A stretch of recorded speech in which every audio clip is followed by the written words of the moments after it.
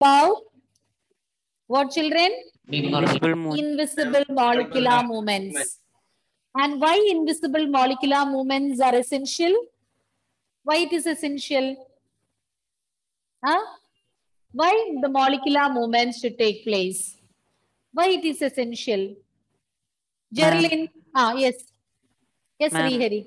if there is any damage in the cell, Very good. For repairing and maintenance. For the repair and maintenance, we need molecular movements or invisible molecular movements are very, very essential, and that can be considered as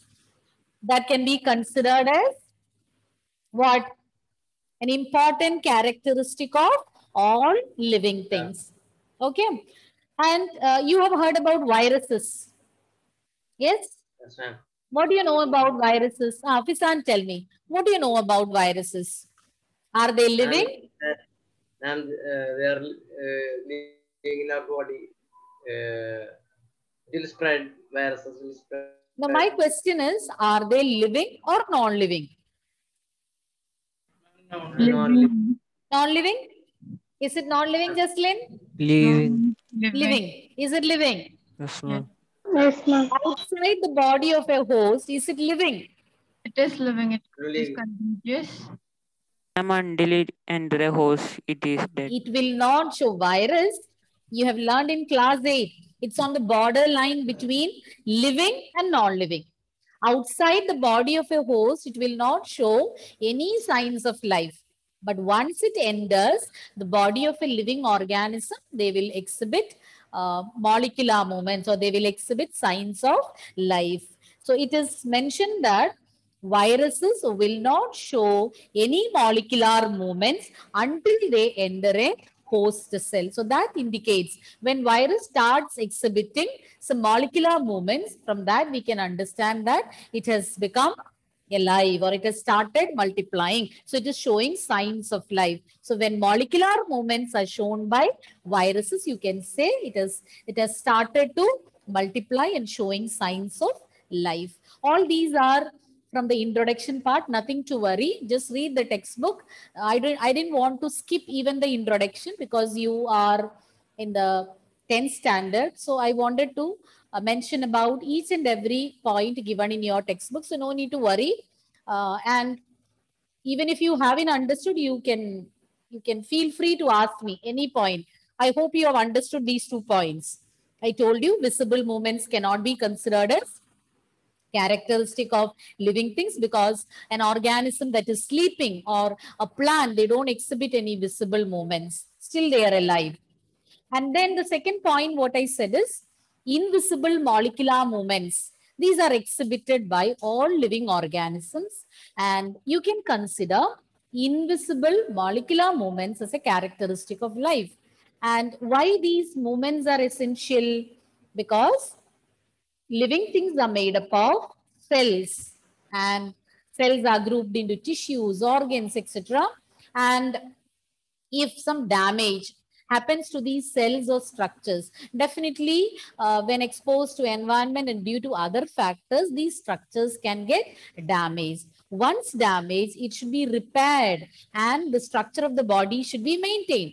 So for that, we need molecules. So molecules should be transported to the site of damage. So we say invisible molecular movements are essential for life, and that is an important characteristic of living things. Okay. Now coming to the chapter's heading, life processes. So there are different life processes, and in this chapter you will be learning about 4 of them. Okay. Life processes means the processes which work together to bring about maintenance, or the different processes which work together for maintaining our body. We call them as life processes.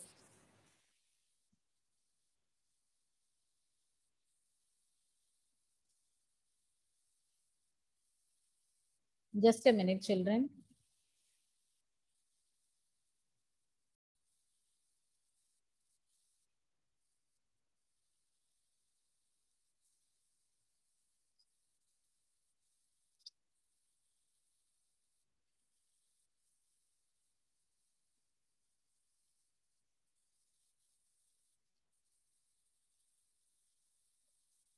life processes. So that's the name of our chapter. The processes which together perform the maintenance in living organisms are known as life processes. I'll repeat once again, the different processes which work together to perform maintenance in living organisms are known as life processes.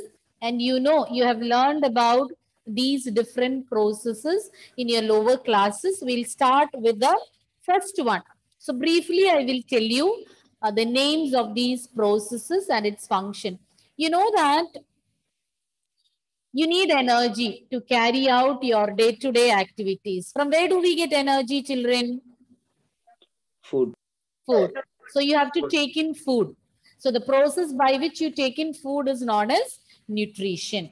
Then food is taken in, and how do we get energy from this food? Food is digested. Assume that the food has got digested. But how do we get energy? For It is getting converted energy, food should be Digested. in after digestion, digested. And the digested nutrients has reached each and every cell. Now what is next? Just by digestion, just by completing digestion and the digested nutrients after reaching each and every cell, will you get energy? For getting energy, what should happen, children? Why do you breathe? Why do you breathe? Ma'am, so we get oxygen. Oxygen. What is the role of oxygen? Why you are taking in oxygen? Huh? To Pumps break down water, the blood. This oxygen will combine with,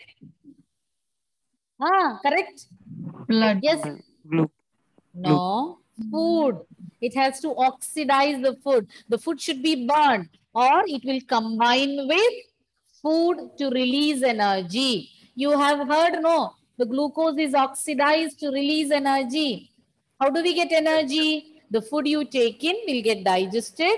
The digested nutrients will reach each and every cell, and oxygen is also supplied, and oxygen combines with the digested nutrients and release energy. So which is the second step, second life process? Huh? Just now I gave you the clue.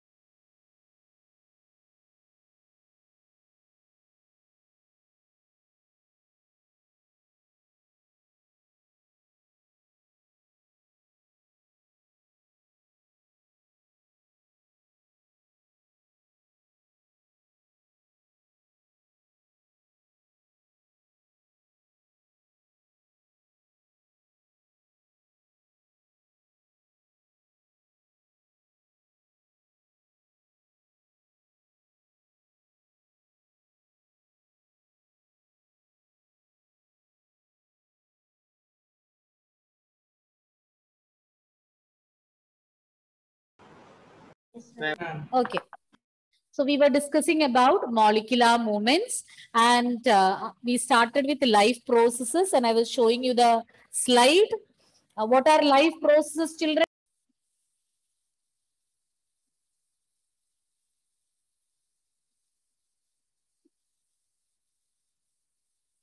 So those are known as life processes and we learned that nutrition is a very important life process. It's a process by which we take in food to provide energy to carry out our day-to-day activities. But if energy need to be released from these food, we have to breathe in oxygen. This oxygen will combine with the food and release energy. So second important life process is respiration. Now children, different chemical reactions are taking place in your body. So many reactions. So as a result of all these reactions, waste materials will be generated. And what do you call the process by means of which waste materials are removed from a body? Excretion. Excretion. Very good. So excretion is another life process. Then you know that food we take in through your mouth and oxygen or you breathe in through your nose. But from the nose or from the mouth, these substances will be carried to each and every part of a body. Am I right? Yes or no? Yes, ma'am. Will the oxygen that we take in remain in the nose itself and the food you're taking will remain in your mouth itself? No, it will be taken to different parts. And what do you call this process? Huh? What do you call?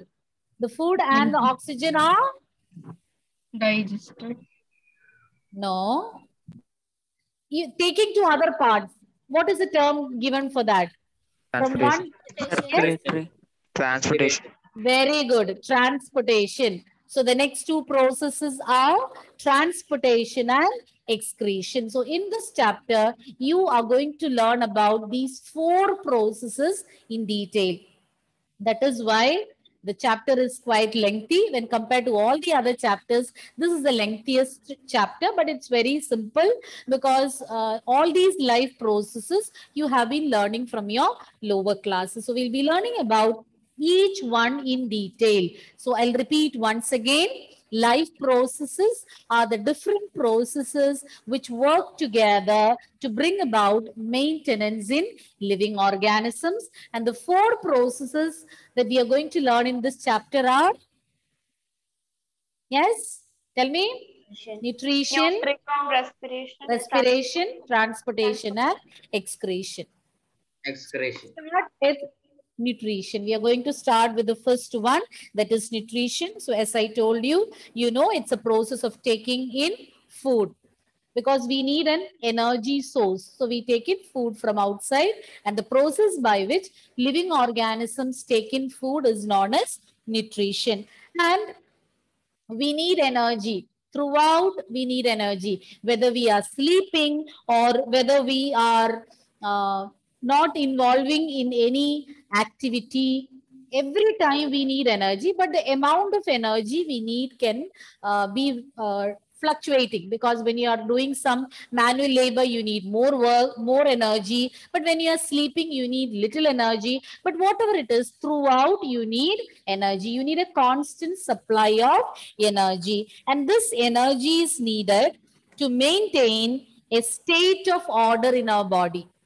So energy is essential to maintain a state of order in our body and we need this energy supply whether we are sleeping or not involving in any activity.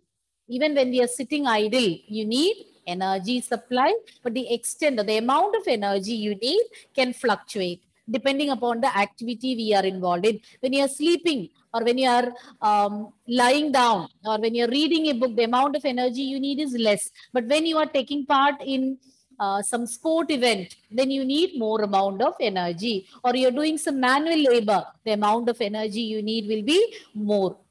And as I told you, food is the source of energy and there are different ways by means of which living things obtain energy. So the way in which different organisms carry out nutrition are different. So you have learned one major categorization of nutrition, autotrophic and heterotrophic. Have you learned it in class 6 or 7? Autotrophic and heterotrophic, 6th standard. Which class, Jerlin? No. 6th standard. So we are going to learn about two major types of nutrition. We'll start with the first one, autotrophic nutrition. Any idea which organisms carry out autotrophic nutrition? Huh? Plants. Plants, green plants carry out autotrophic. What is the word meaning of auto? No, it will Self. automatic. Self. Automatic or self. Because they can prepare food on their own. So we call them as autotrophic organisms or autotrophs. And let's see more about autotrophic nutrition.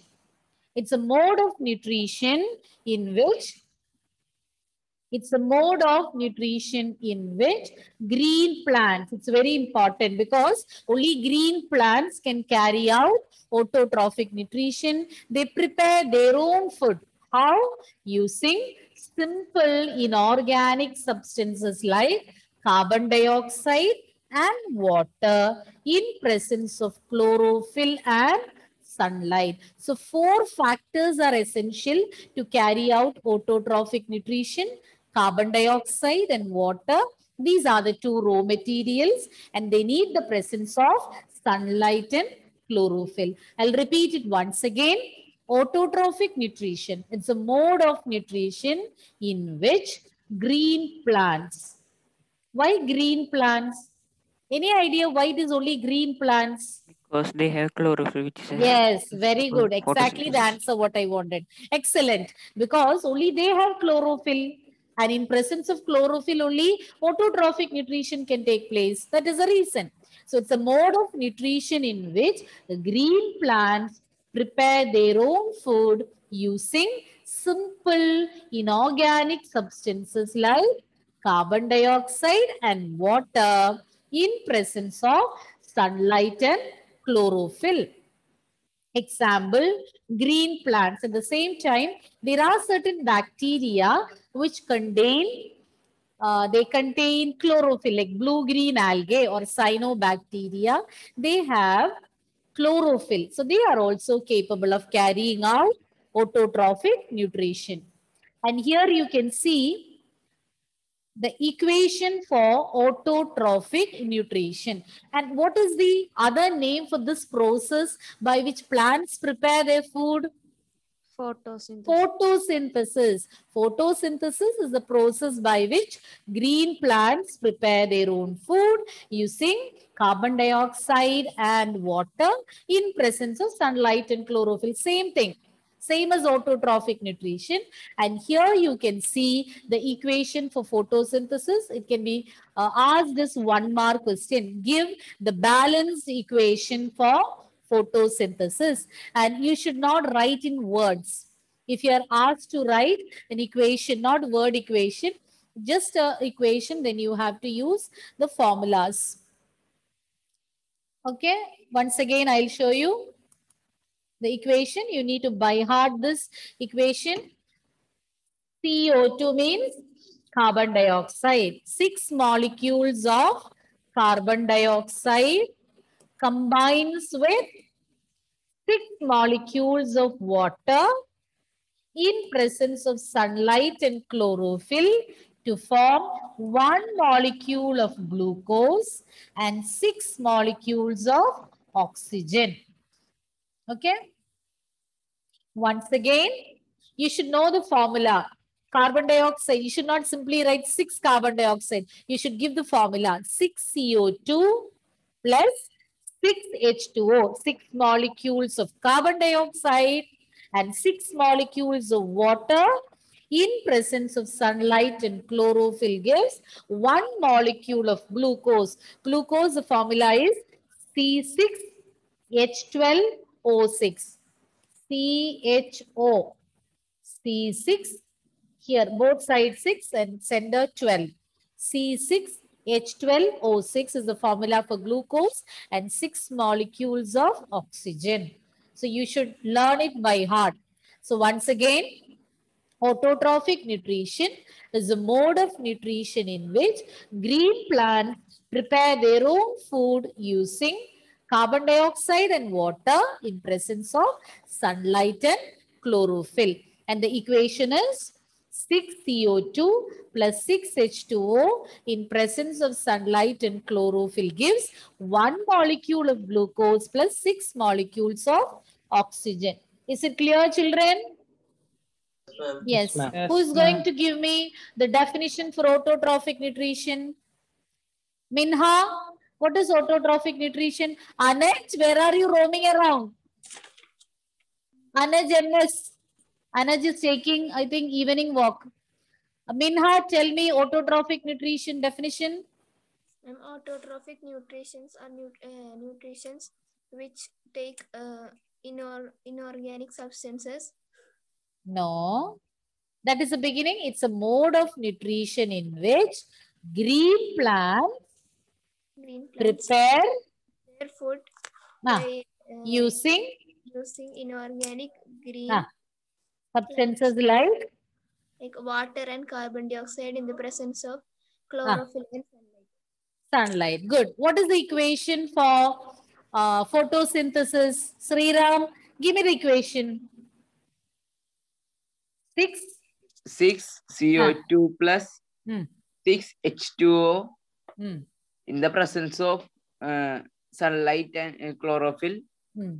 6 C6 H12O6 plus. What is that? C6H12O6 is what? Glucose. Glucose plus 6 O2. 6 molecules of oxygen. So when you say, you can say like this, 6 molecules of carbon dioxide plus 6 molecules of water gives 1 molecule of glucose and 6 molecules of oxygen. Okay. So whatever we covered, very little we have covered, learn it and come the next day. Okay. So happy to see the screen full with all your videos. So be like this always. Don't make your teachers repeat again and again to turn the videos on. Come like this. Okay. We feel so happy to see everyone on the screen. So thank you, children. See you next class. Thank you, ma'am. Thank you, ma'am.